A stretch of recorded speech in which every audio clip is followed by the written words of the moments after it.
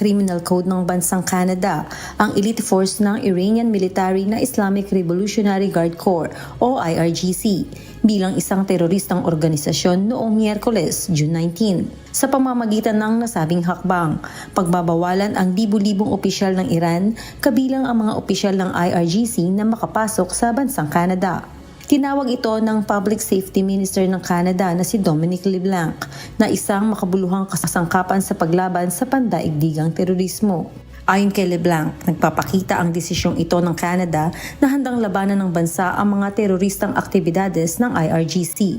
Dagdag pa ni LeBlanc, ang patuloy na pagsasawalang bahala ng Iran sa karapatang pantao sa loob at labas ng Iran ay isa sa mga dahilan sa likod ng desisyong ito ng bansang Canada. Sa naturang hakbang, kinakailangan ng mga Canadian financial institution na i-freeze ang mga asset ng IRGC.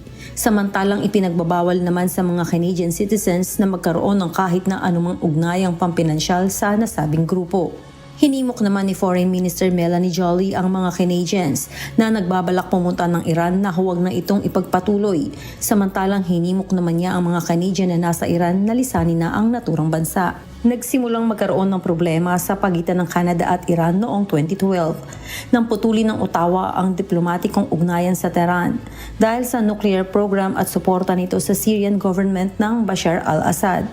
Lumala pa ito taong 2020 nang pabagsakin ng Iran ang eroplano ng Ukraine International Airline patungong Kyiv na may sakay na dose-dose ng Canadian citizen at permanent residents.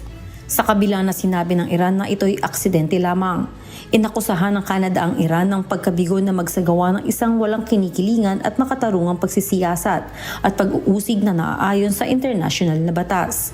Early Briones, humahataw sa balita ngayon.